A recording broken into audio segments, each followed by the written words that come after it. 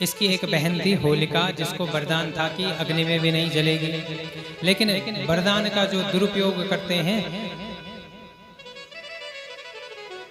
उनका ही वध हो जाता है। होलिका ने कहा कि इसको मेरी गोद में जलती अग्नि में मेरी गोद में बिठा दो, ये जल जाएगा। अब प्रहलाद को गोदी में रखा और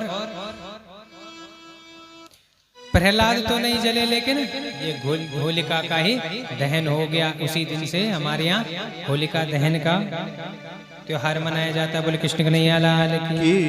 हिरण्यकश्यप चिंता में पड़ गया और चिंता में पड़ने के बाद आज जो है बोले बता तेरा नारायण कहाँ है, आज मैं तेरे नारायण का ही वध कर दूंगा। बोले कहाँ है? बोले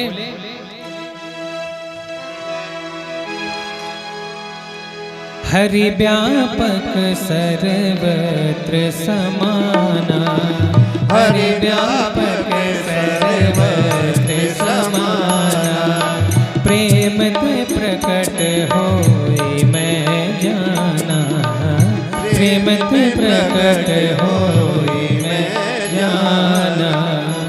हरि तो सर्वत्र व्यापक है, यत्र तत्र सर्वत्र है, तो ईशावासम मिदम सर्वा। भगवान तो सब जगह हैं, बस उनको प्रेम से प्रकट करने की आवश्यकता है। सूरानेख पिरे कण मांगत, पैपत सूर सुस्वाद कहाँ, पुनिताल मजीरा बजात फिरी, मीरा से मतवाल कहाँ, सिया राम कथा कितनों ने लिखी, तुलसी से मर्याद कहाँ, नरसिंह बसे हर खंबन में, नरसिंह बसे हर खंबन में, पर काढ़न को प्रहलाद कहाँ। बोले कृष्ण कन्हैया लाल की। बोले नरसिंह भगवान की। अब जब ऐसे इसने कहा कि कहाँ है तेरा ईश्वर, कहाँ है तेरा नारायण, तो बोले कहाँ है? यत्र तत्र सर्वत्र है। बोले इस खंबे में भी है। बोले हाँ। तो आज हिरण्यकश्यप ने अपना गदा उठाया और जैसे ही खंबे पे प्रहार किया तो उस खंबे से तुरंत श्री नरसिंह भगवान प्रकट हो गए। बोले नरसिंह भगवान की जय। सत्य ज्ञान सुख स्वरूप ममलम क्षीराब्धि मध्य स्थलम, योगारूढ़ मति प्रसन्न वदनम, भूषा सहस्रोजलम, त्र्यक्षम चक्र पिनाक सावरान बिभ्राण मर्कच्छविम, छत्रीभूत फणीन्द्रुमिन्दुलब्धवणम, लक्ष्मी नरसिंहम भजे। बोले नरसिंह भगवान की। अब तो जैसे ही नरसिंह भगवान प्रकट हुए और आज इसके जो है इसको तुरंत इसको पकड़ा और अपने जांघों पे लिटाया और ठीक कहाँ लेकर गए? इसको जो है दहलीज पर लेकर गए। बोले बता तूने मेरे भक्त को इतना परेशान किया है, बता तेरे को क्या वरदान मिले हैं? बोले मैं प्रभु मैं न दिन में मर सकता न मैं रात में। बोले ये संध्या काल है। बोले न मैं बाहर मरूंगा न भीतर। बोला ये दहलीज है। बोले मैं आकाश में मरूं न जमीन में। बोले आकाश भी नहीं जमीन भी तो मेरे जंगे में है। बोले मैं अस्त्र से मरूं न शस्त्र से। भगवान ने अपने नख बढ़ा दिए। नरसिंह भगवान ने अपने नख बढ़ाए और बोले मैं 12 महीने में किसी महीने न मरूं। तो बोले ये 12 महीने ब्रह्मा के बनाए हुए, लेकिन मैं आज एक और महीने का निर्माण करता हूँ जिसे मलिन मास या नरसिंह मास भी कहते हैं। उसी दिन से जो मल मास आते हैं ना, मलिन मास, वो नरसिंह भगवान का बनाया हुआ है। और बोले मैं मनुष्य से मरू न दानव से मरू, जानवर से मरू। बोले ना मैं मनुष्य जैसा दिखता हूँ, मैं जानवर जैसा, मैं तो बीच का हूँ। और बोले ब्रह्मा की बनाई हुई सृष्टि मैं किसी से न मरूं। बोले ब्रह्मा को ही मैंने बनाया है, ब्रह्मा को स्वयं मैंने बनाया, तो ब्रह्मा की सृष्टि से नहीं तो मैं तो अपनी सृष्टि से होता हूँ। और इस तरह से भगवान ने अपने नाखून बड़े किए और नाखून बड़े करके आज जो हिरण्यकश्यपु है उसका पेट फाड़कर उसका अंत कर दिया। बोले कृष्ण कन्हैया लाल की जय। तो यहाँ जो है प्रहलाद जी ने जब गर्जना करने लग गए नरसिंह भगवान, तो सभी देवता डर गए। माँ लक्ष्मी गई तो अपनी थाल लेकर गई थी, वो भी डर के भागी। अंत में जो है प्रहलाद जी गए और प्रहलाद जी ने ही भगवान की स्थूल की या स्थूल सूक्ष्म प्रकट प्रकाशो या सर्वभूतो न च सर्वभूतम विश्वमितश्चेतद विश्वहेतु नमोस्तु तस्मै पुरुषोत्तमाय सुंदर स्तुति की। और आज स्तुति करने के पश्चात जो भक्त प्रहलाद है, आज भक्त प्रहलाद को भगवान नरसिंह ने अपनी गोदी में लिया और जैसे माँ गौ मैया जो है अपने बछड़े को चाटती है, ऐसे आज भगवान प्रहलाद जी को चाट रहे हैं। इसलिए उनका एक नाम और पड़ गया भक्त वत्सल। बोले भक्त वत्सल भगवान की। इस तरह से तो भक्त प्रहलाद ने अंत में मांगा कि मेरे पिता की सदगति हो, तो तब उसके बाद जो है उनकी सदगति हुई। आगे जाकर भगवान ने परीक्षित महाराज कहते हैं, सुखदेव महाराज कहते हैं परीक्षित महाराज सुनो, उनको वर्ण व्यवस्था का ज्ञान दिया। ध्यान से सुने। बोले कृष्ण कन्हैया लाल की। आप लोग इधर उधर न देखे करें, है ना, आप कथा पर ध्यान दें, केंद्र है ना। हाँ, बोले सबसे पहले जो ब्राह्मण है, बोले ब्राह्मण कौन है? बोले सदा आचरणे निरता सा ब्राह्मण। बोले जो हमेशा आचरण में हो वही ब्राह्मण है। दूसरा बोले क्षत्रिय। बोला जो सदा च रणे निरता। बोले जो हमेशा युद्ध भूमि में और इसकी सेवा करे, जैसे हमारे फौजी भाई है ना। हाँ, बोले भारत माता की। तो क्षत्रिय कौन है? बोला जो सदा च रणे निरता। बोला जो हमेशा रण में। सबके लिए वैसे एक ही है, सदा आचरणे निरता, सदाचरणे निरता, है ना। तो इसको संतों ने अपने भाव से कहा है कि ब्राह्मण के लिए कहा सदा आचरणे निरता, क्षत्रिय के लिए कहा सदा च रणे निरता, और वैश्य को कहा कि सदा विचरणे निरता। जो बोले व्यवसाय के लिए हमेशा विचरण करता रहे वो वैश्य है, यानी कि व्यापारी। ठीक है। और चौथा कहा शूद्र के लिए सदा चरणे निरता। जो बोले हमेशा तीनों चरणों को स्तंभ बनकर जो जिनकी सेवा करे वो है शूद्र। तो इस तरह से कहा चातुर्वर्ण्यम मया सृष्टम गुण कर्म विभागशा। चारों वर्ण मेरे ही बनाए हुए हैं। किस आधार पे? गुण कर्म विभाग सा। गुण और कर्मों के अनुसार ही हमें ये चारों वर्ण मिले हुए हैं। आगे मनवंतरों की कथा सुनाई। 14 मनवंतरों की कथा में एक मनवंतर है। एक मनवंतर होता है 72 चतुर्युगियों का। 4 बार युग जाते तब एक चतुर्युगी, ऐसे 72 चतुर्युग जाते हैं तब एक मनवंतर होता है।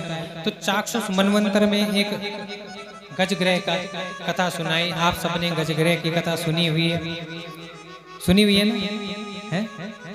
सुनी हुई है। गजग्रह, गज है अभिमान, और अभिमान को मगर पकड़ लेता है। ठीक है। सार ये है कि अभिमान को मगर पकड़ लेता है। हाथी को अभिमान था अपने देह पर, और इसके कारण श्राप लगा। श्राप के कारण और मगर ने उसका पांव पकड़ा, और अंत में जब हाथी को कोई नहीं मिला तो भगवान को बुलाया। तो भगवान ने गज का उद्धार करने के लिए हरि का अवतार लिया। बोले हरि भगवान की। आगे चलकर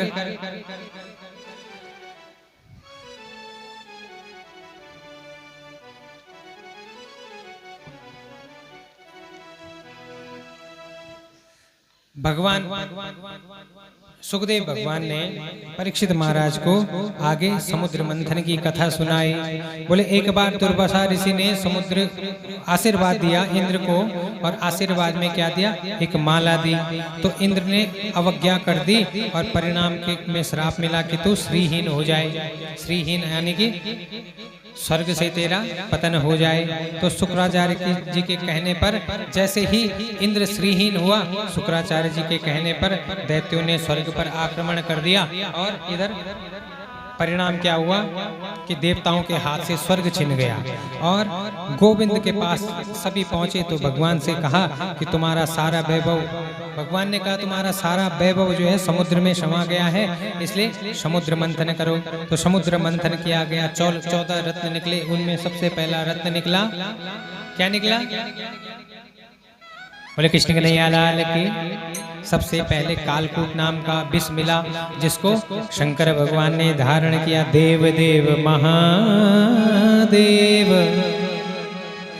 भूतात्मन भूत भावना त्राहिनः शरणापन्ना त्रैलोक्य दहनाद विषा।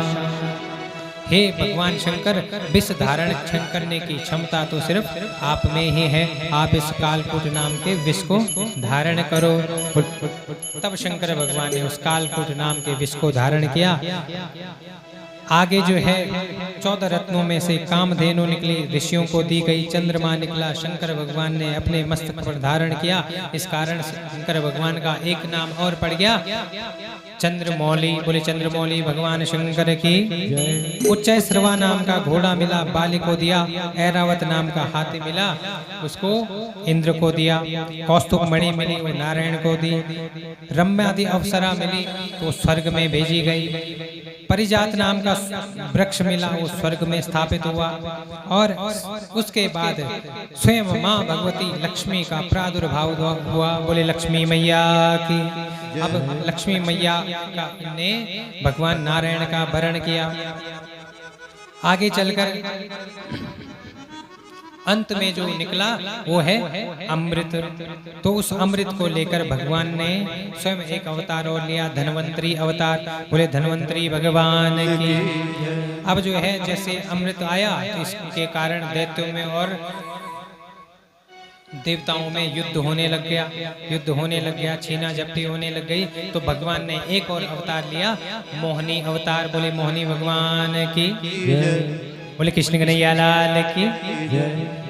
समास विधि से चल रहा हूँ क्योंकि आप लोग भी घड़ी की तरफ देखने लगे होंगे। क्या है कि कथाएं बहुत होती है, कहने को बहुत कुछ होता है, लेकिन क्या है हम समय सीमा में बंधे हुए हैं। इस कारण कहीं कहीं पे, क्योंकि हरि अनंत, हरि कथा अनंत, हरि भी अनंत है और हरि की कथा भी अनंत। एक ही कथा को अगर मैं करने बैठूं तो 7 दिन एक ही कथा में निकल जाएंगे, एक ही श्लोक में निकल जाएंगे। इसके लिए अभी हमें समास विधि से चलना है। आगे चलकर जब इन दोनों में युद्ध होने लग गया, दैत्यों में दानवों में, तो मोहिनी अवतार लिया। मोहिनी अवतार में कहा अमृत बांटा। बांटा कैसे? आपस में भगवान मोहिनी अवतार इसलिए लिया कि जो दैत्य है आज मोहिनी अवतार पर मोहित हो गए, और जैसे मोहिनी कहती है वैसे ही बोले मैं बांटूंगी ना तो तुम लोगों को अमृत मिलेगा, नहीं तो कुछ नहीं मिलेगा। एक काम करो, जो मैं ऐसा करती हूँ, इसमें जल भी है, तो जो जल है वो मैं देवताओं को पिला दूंगी, और जो अमृत है वो मैं तुम्हें पिला दूंगी। मोहिनी के कहने पर ये दैत्य आ गए और आगे देवताओं की लाइन लगी। तो बोले ऊपर ऊपर जो है, बोले जल होता है, तो पहले जो अमृत था ऊपर ऊपर जो है अमृत था, इनको मोहित कर दिया था ना, तो अमृत था तो पहले देवताओं को पिला दिया। अब पिला दिया, उसके बाद उनमें से एक दैत्य ऐसा था जो चंद्रभान नाम का दैत्य था, उसने देख लिया कि ये तो स्वयं भगवान जो है छल करने के लिए आए, तो ये देवताओं के बीच में बैठ गया।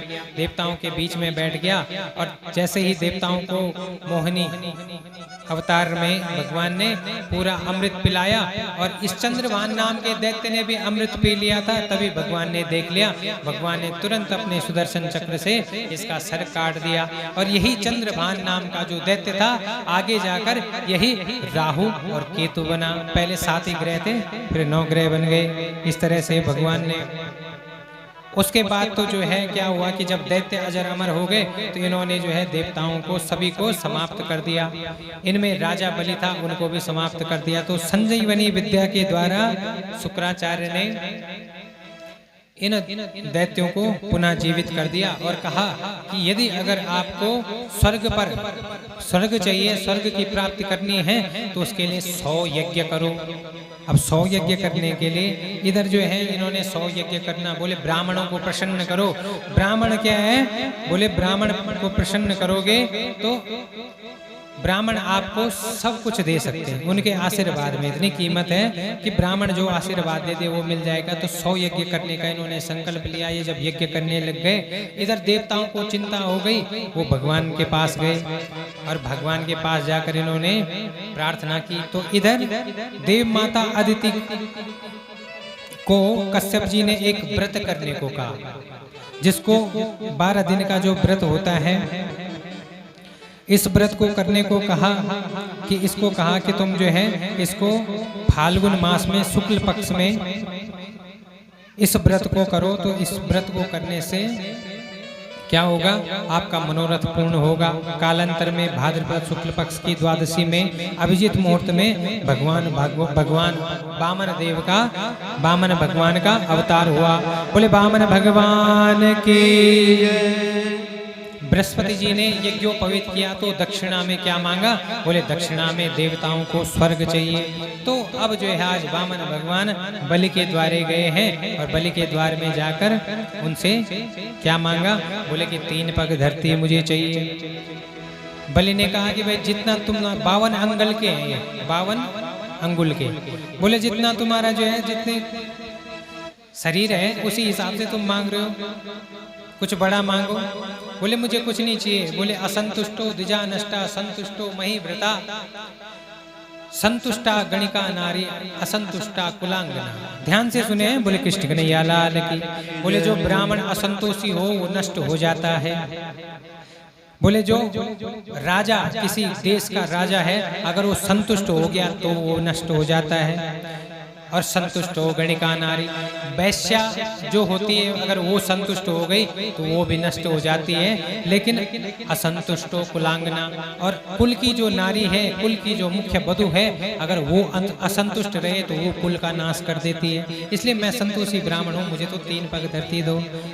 राजा बलि ने जैसे संकल्प लेना चाहा, शुक्राचार्य जी ने कहा कि ये स्वयं नारायण है और छल से तुम्हारे पास आए हैं। तो कहा देने वाला बड़ा होता है ना, और नारायण भी आए हैं। अगर नारायण मुझसे मांगने आए हैं तो मुझे तो देना चाहिए, क्योंकि देने वाला ही बड़ा होता है।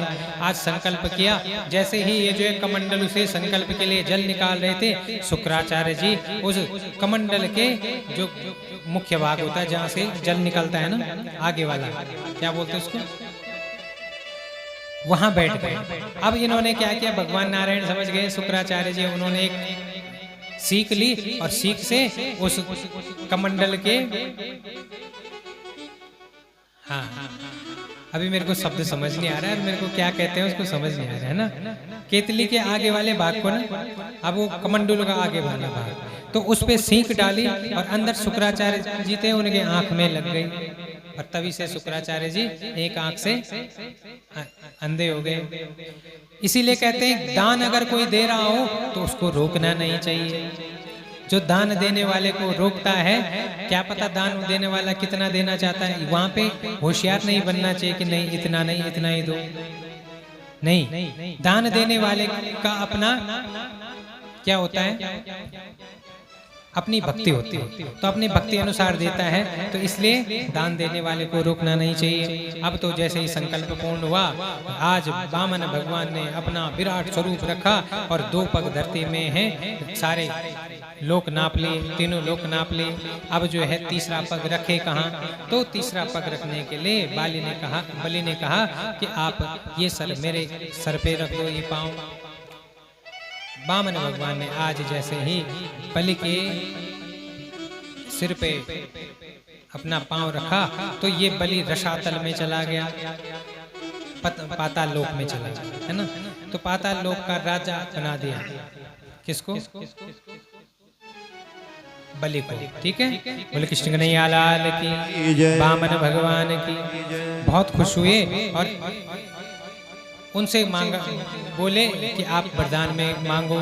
तो वरदान में राजा बलि ने कहा, प्रभु आप तो मेरे द्वारपाल बन जाओ। अब द्वारपाल, भगवान उनके द्वारपाल बन गए। एक दिन लक्ष्मी मैया ने को नारद जी मिले। नारद जी ने कहा, क्या बात है मैया, आज दुखी लग रही हो? बोले, नारायण भगवान पता नहीं कहाँ चले गए। बोले, कहीं नहीं, वो द्वारपाल बने हुए हैं पाताल लोक में बलि राजा के। तब माँ लक्ष्मी वहाँ गई, उन्होंने याचना की और आज राजा बलि को आज भैया बनाया। और आज जो है भैया बनाया तो एक धागा आज माँ लक्ष्मी ने राजा बलि को बांधा। एन बद्धो बलि राजा दानवेंद्रो महाबला तेन त्वां प्रतिबद्धनामि रक्षे मांचल मांचला। उसी दिन से रक्षाबंधन का त्योहार होता है। बोले कृष्ण कन्हैया लाल की जय। अब जो है इसके बदले में दक्षिणा के रूप में राजा बलि ने आज वामन भगवान को ही माँ लक्ष्मी को दे दिया। बोले लक्ष्मी नारायण भगवान की। अब आते हैं नवम स्कंद में। नवम स्कंद में 24 अध्याय हैं। 12 अध्यायों में सूर्य वंश का वर्णन है, जिसमें सुखदेव महाराज कहते हैं कि हम अगर सूर्य वंश का विस्तार करने लग गए तो सूर्य वंश में इतने इतने प्रतापी राजा हुए कि इनकी कथा अगर कहें तो बोले 100 वर्ष में भी पूर्ण नहीं हो सकती, इतना। और हमें चलना आज चंद्रवंश तक। बोले कृष्ण कन्हैया लाल की। अब जो है तो सूर्य वंश में हम सार रूप में प्रवेश करते हैं। दशरथ जी के यहाँ पुत्र नहीं, सूर्य वंश के प्रतापी राजा हुए दशरथ, और दशरथ जी के यहाँ पुत्र नहीं हुआ तो यज्ञ कराया। और यज्ञ कराने के पश्चात उससे जो खीर निकली, उस खीर को, वो खीर देखिए यहाँ पर खीर का जो महत्व है। खीर गौ माता के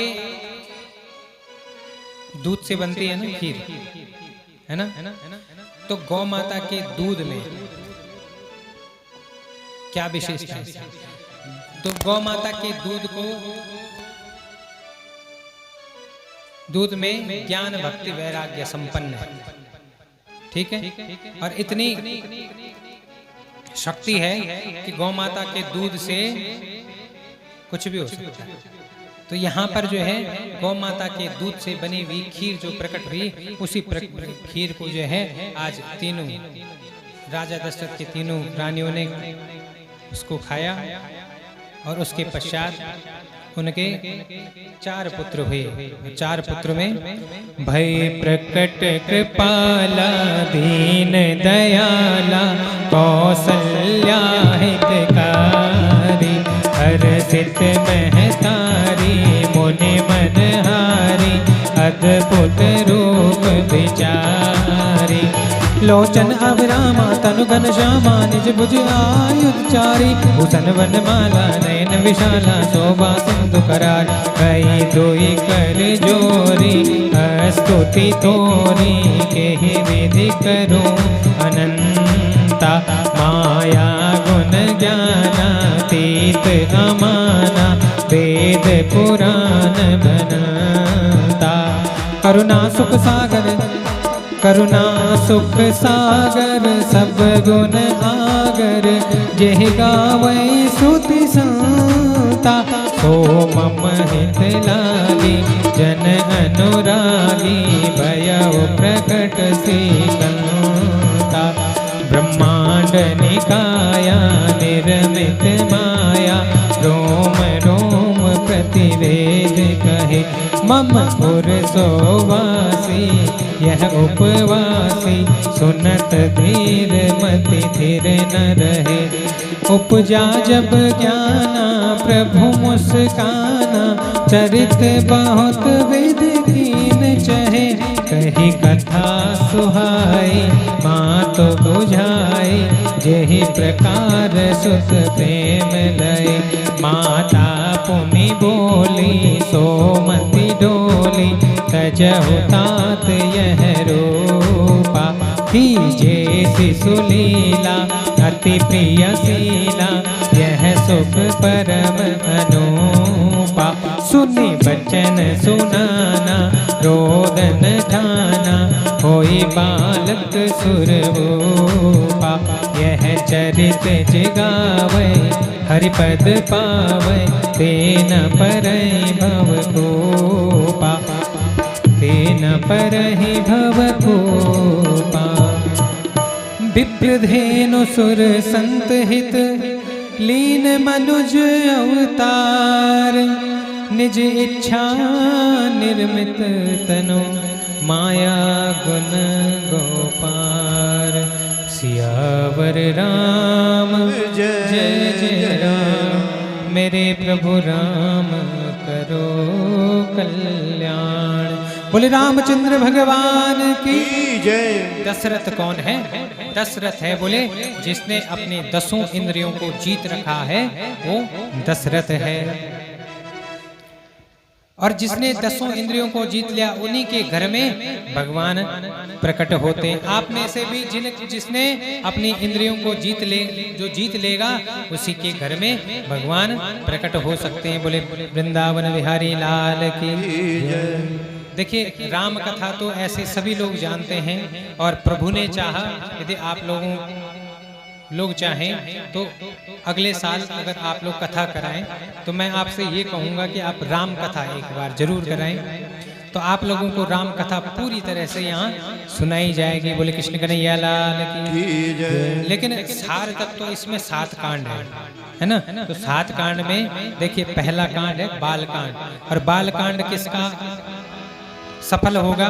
बोले सिया राममय सब जग जाने। करहु प्रणाम जोरी जुग पानी। जो बालक यदि बचपन में सिया राममय उसको संस्कार दिए जाएं कि सिया राममय सब जग जाने, पूरे जगत को सबको सिया राम मान के चलो, तो उसका बालकांड सफल हो जाएगा। दूसरा कांड है रघुकुल रीत सदा चली आई। प्राण जाए पर वचन न जाए। अयोध्या कांड मतलब ये ऐसा है जहां जवानी पहरा बोलते हैं ना जिसको, इसमें बोले रघुकुल रीति सदा चली आई। प्राण जाए पर वचन न जाए। जिसने अपने जवानी पहरे में वचन की महत्ता समझ ली, समझ लो उसका अयोध्या कांड सफल हो गया। बोले रामचंद्र भगवान की जय। उसके बाद है अरण्य कांड। अरण्य कांड में कहा अब प्रभु कृपा करहूं एहि भांति। सब तज भजन करहूं दिन राति। विवाह के पश्चात राम जी वन में गए, अर्थात हमारे सबके विवाह के पश्चात जहां हमारा ग्रस्त जीवन होता है उसमें 40 के बाद का जो हमारा समय है, उसके बाद सबरी मैया कह रही है कि अब प्रभु कृपा करहीं ए बात। हे प्रभु मुझ पर ऐसी कृपा करो कि सब तज भजी करूं भजन दिन रात। जितना भी समय मेरे पास है उसमें मैं बस भजन करूं। बोले कृष्ण कन्हैया लाल की। तो जिसने ऐसा किया बोला उसका अरण्य कांड सफल हो गया। अगला है बोले अस अभिमान जाय नहीं भोरे। मैं सेवक रघुपति प्रिय मोरे। किष्किंधा कांड में सुग्रीव जी समर्पण, बोले जीवन में भगवान को समर्पित हो जाओ।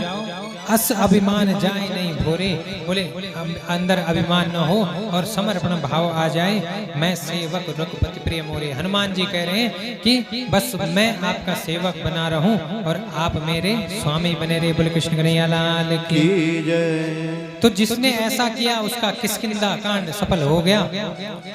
उसके बाद है सुंदर कांड। सुंदर कांड का अर्थ है सुंदर कार्य।